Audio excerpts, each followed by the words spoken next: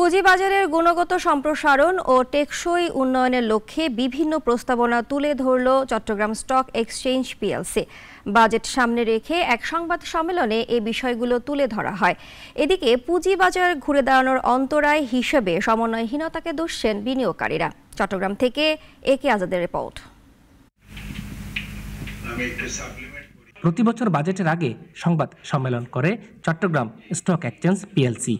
এবারের আয়োজনে উঠে এলো পুঁজিবাজারের উন্নয়নে নানান প্রস্তাবনার কথা, তুলে ধরা হলো স্বল্প ও মধ্যমেয়াদী পরিকল্পনার কথা।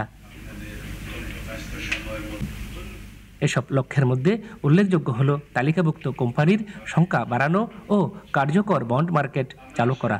এছাড়া রয়েছে বিনিয়োগকারীর সংখ্যা বাড়ানো, পণ্য বৈচিত্র্যকরণ, ট্যাক্স জিডিপি অনুপাত বাড়ানো।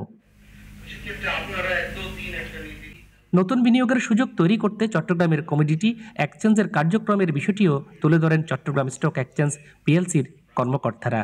তালিকাভুক্ত কোম্পানির সংখ্যা বৃদ্ধিকরণ, তালিকাভুক্ত কোম্পানির কর হার হ্রাসকরণ, মূলধনী লাভকে কর অব্যাহতি প্রদান এবং লভ্যাংশ আয়কে করমুক্ত করার মাধ্যমে বিনিয়োগকারীর সংখ্যা বৃদ্ধি করা উল্লেখযোগ্য হতে পারে। আমরা কোম্পানিগুলোর সাথে কন্টিনিউয়াসলি একটি মনিটরিংয়ে আছি।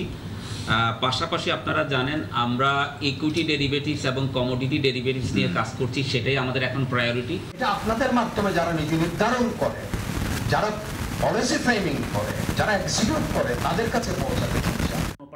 ইনভেস্টর ফোরাম অব চট্টগ্রামের এই প্রতিনিধি বলেন, সিএসইর দায়িত্বশীলদের দুর্বলতা রয়েছে। বিনিয়োগকারীদের সঙ্গে দূরত্ব রেখে পুঁজিবাজারকে চাঙ্গা করা যায় না। সেম্পোজিয়াম হবে, এটা গেট টুগেদার করেন, দেখবেন যে বিনিয়োগকারীদের মধ্যে উৎপন্নতা আসবে। বিনিয়োগকারীরা তো এমনি মারা গেছে, আর স্টক এক্সচেঞ্জগুলো বিনিয়োগকারীদেরকে মেরে ফেলে রীতিমতো। তিনি বলেন, বাংলাদেশ ব্যাংক, অর্থ মন্ত্রণালয়, সিকিউরিটি এক্সচেঞ্জ কমিশন এবং দেশের 2 স্টক এক্সচেঞ্জের সমন্বয় থাকলে পুঁজিবাজার ঘুরে দাঁড়াতে বাধ্য।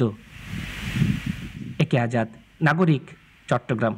ওয়ালটন এয়ার কন্ডিশনার এক্সচেঞ্জ অফারে স্প্লিট এসিতে 23,000 টাকা পর্যন্ত নিশ্চিত ছাড়।